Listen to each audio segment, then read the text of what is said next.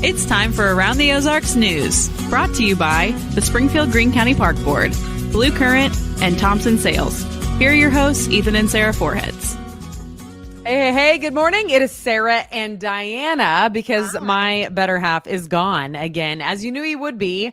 Yeah. Diana, I don't know if you had a chance to listen yesterday morning, but we actually called you in during the broadcast. Did you hear? I listen every day. I listen just about every day. I mean, it's pretty much how I get my news too. Perfect. So, I mean, I watched we just got a caller in right now. We know he's going to be gone. So, right. Yeah. And you guys are entertaining. So it was dark and early, so I wasn't sure, Here I am.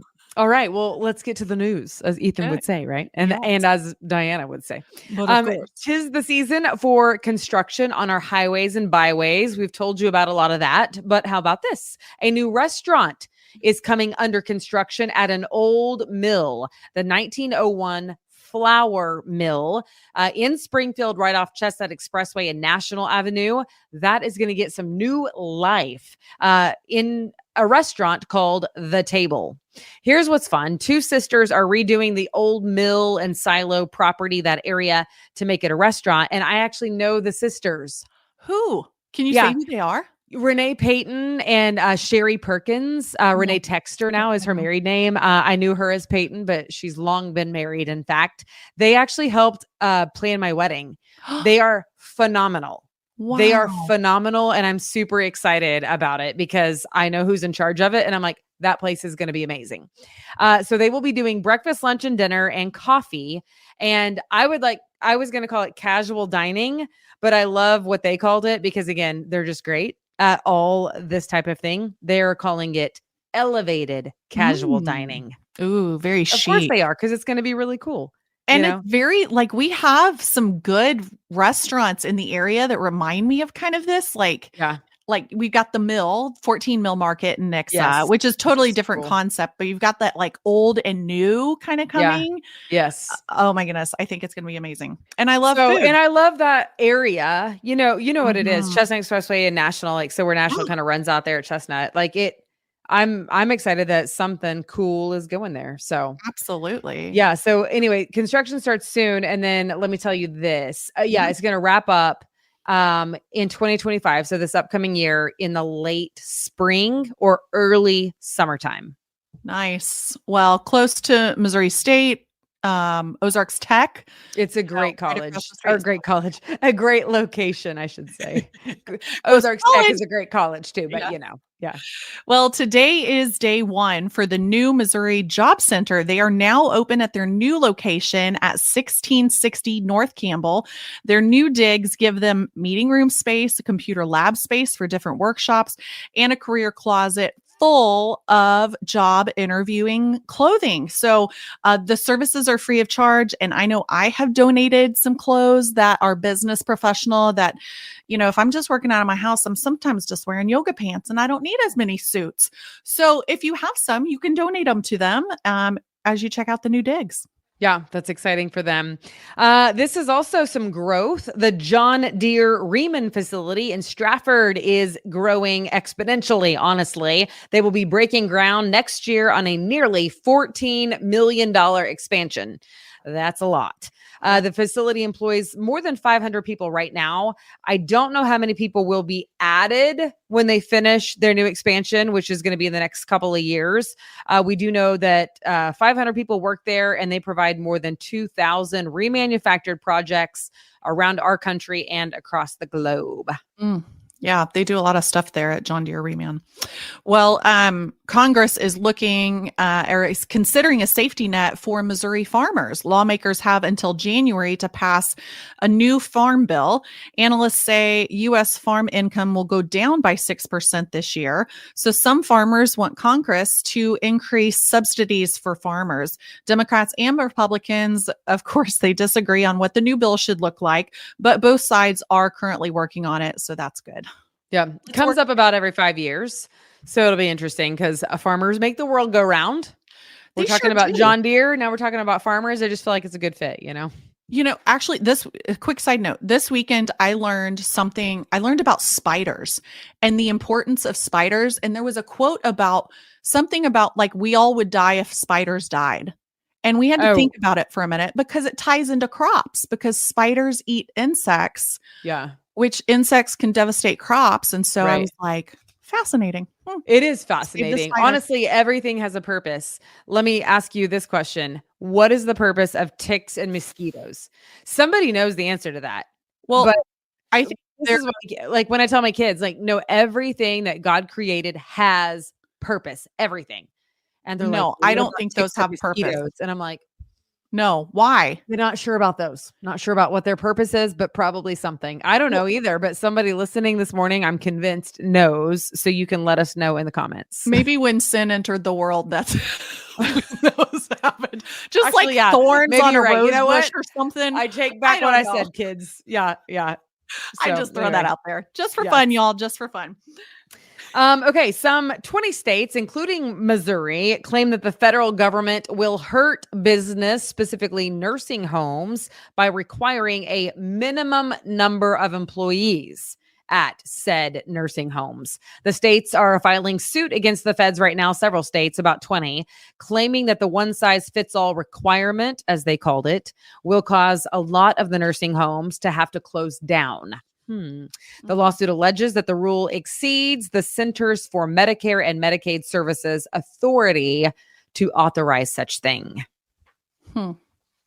Interesting. Well, we've got some kind of fun events to tell you about. We know this time of year has a lot going on in terms of fall festivals, but these events are a little different. There is this Friday, you can immerse yourself in Mexico. Get this. Perfect. Well, kind of. It's called Taste of Tlaquepaque, and it's an event that highlights one of our two sister cities that we have here in Springfield. It's a bond between Tlaquepaque, Jalisco, Mexico. I'm probably saying that all wrong. But they're paying tribute to the vibrant and colorful state of Jalisco, the birthplace of many Mexico's most cherished cultural traditions. And they will be having a mariachi band, obviously some excellent Mexican food. And it's happening this Friday evening at Drury University. Tickets are $50, and it obviously benefits Springfield Sister Cities Association.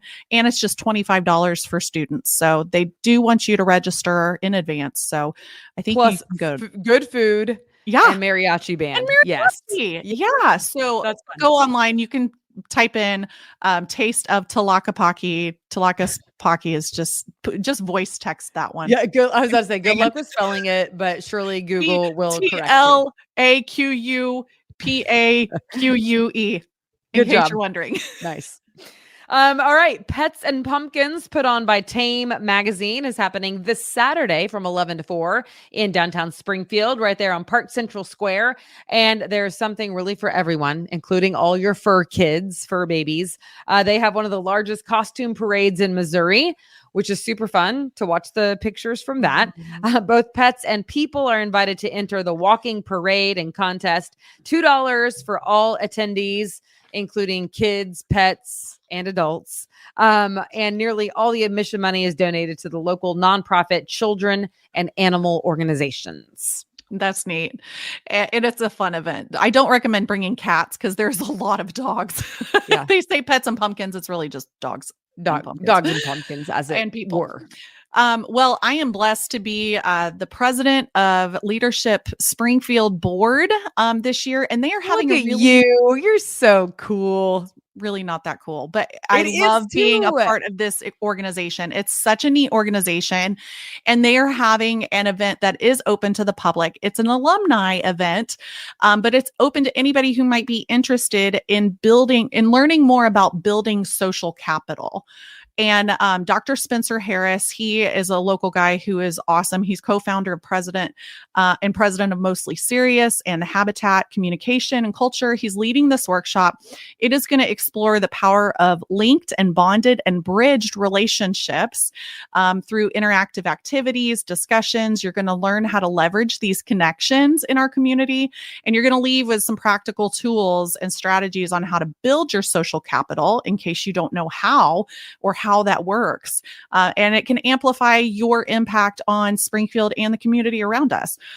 So it is Thursday next week, October 24th, and it's a lunch at 11:30.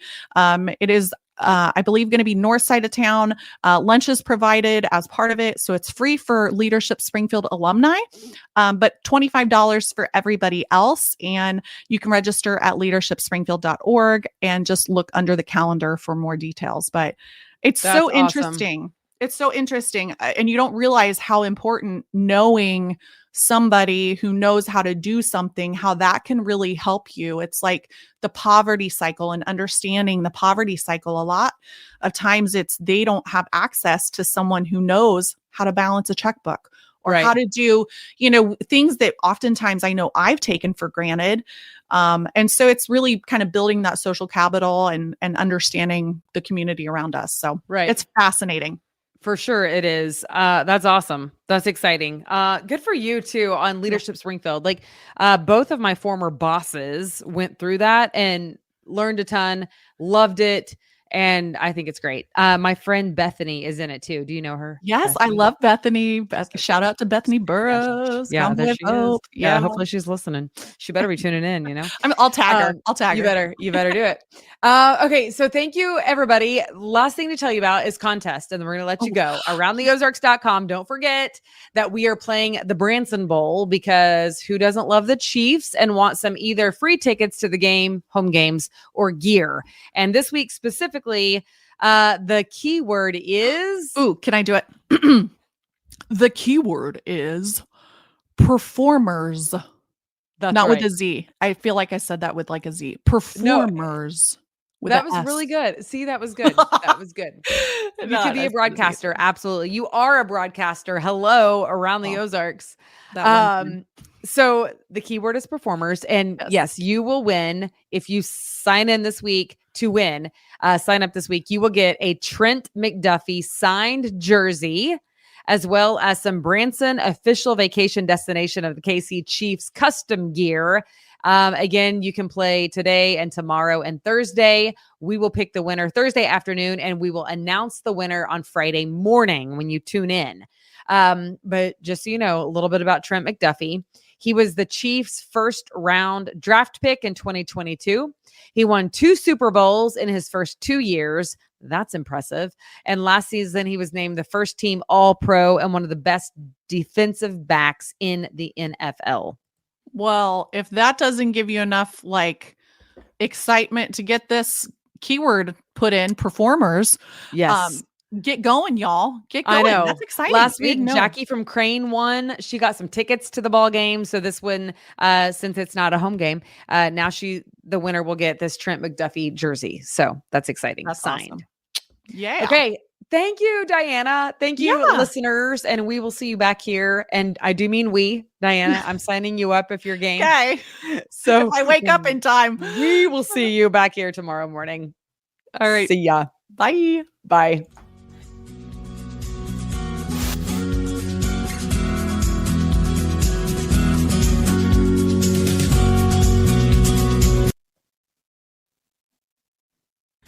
It's time for Around the Ozarks Wake Up Weather, sponsored by Rescue Towing, Command Family Medicine, and John's Heating and Air. Here's your host, meteorologist Abby Dyer. Good morning, everybody. We've got temperatures in the 40s once again, and we're looking at a high temp near 60 degrees today. Also, some very dry air in place across the Ozarks again today. You may be able to tell by the sound of my voice. It's not helping very much to have such low relative humidity and the dry air combined with the allergies, and here we are. But I know a lot of folks are in position this week as we transition to fall weather, and it's been a dry stretch for us so far. That will continue this week, and things look to get a little bit worse in terms of fire danger across the Ozarks this afternoon and tomorrow. Another huge headline for you is that there's a freeze warning out for the Springfield area and much of the Ozarks overnight tonight. cold temperatures that will likely be below that freezing point means that we could hit some critical temperatures overnight into early tomorrow morning. So it's something that we want to be aware of as we head into the middle part of the week with some really cold air expecting to move in. High temperatures today near 60 degrees. We will see a breeze today, but the high pressure means that the winds calm down tonight. That will allow the clear sky to take the temperatures down. And with such dry air in place, it's really easy to heat the air up in the afternoon. It's also really easy to cool it down in the nighttime when we don't have any blanket of cloud cover to keep us warm. Elevated fire weather conditions exist today. The good news is the wind's not too strong, but that still means that we're going to see the dry ground interact with the extremely low relative humidity.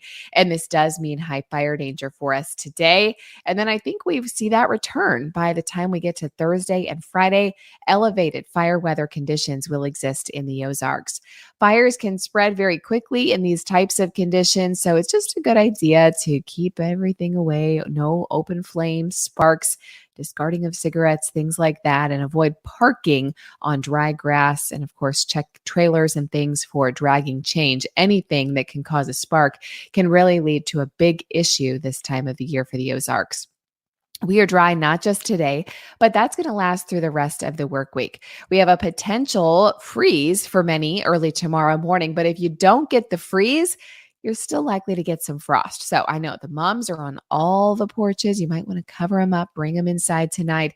If you've still got some summer flowers hanging on in the garden beds, go ahead and protect them tonight. Otherwise, this is going to be the end of them in a few places. I have 30 degrees for the low temperature forecast tonight in Springfield. So I think we do get well below that critical number of 32. It will mean chilly conditions for us on Wednesday with highs once again only warming up into the low 60s. Temperatures on Thursday morning could once again see the frost freeze criteria there with numbers in the low 30s. And then we see a slight warming trend for the end of the week with temperatures back up into the 60s and 70s and low temperatures remaining in the 40s.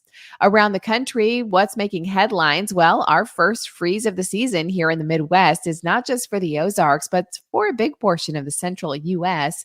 Also, the eastern United States is kind of seeing this kind of rainy and cool pattern. So that's making headlines across the country. Rain and snow also happening for portions of the central and eastern United States as well. Summer-like warmth is then impacting portions of southeast Texas, also the northern Rockies and northern high plains. Well, they are seeing some very warm air and near record high temperatures. So a vastly different story for our friends down south and well out in the Mountain West. All right, it's time for that Around the Ozarks Wake Up Weather Brain Twister trivia question for the day. Yesterday's question, a mandrill. Do you know what this is? A mandrill is what type of creature? Do you think it is A, a bird, B, a fish, C, a bear, or D, a monkey? Well, if you're a Lion King fan like I was, you would know it was D, a monkey. Rafiki, the trusted advisor of Simba, was a mandrill. Oftentimes, and even in the movie, they are called baboons, but they are actually not related to a baboon, interestingly. But they are the largest monkey species. They're also one of the most colorful with the red and blue all the way down the snout and on the rump. So mandrill, it is a type of monkey. Congrats if D was your guess.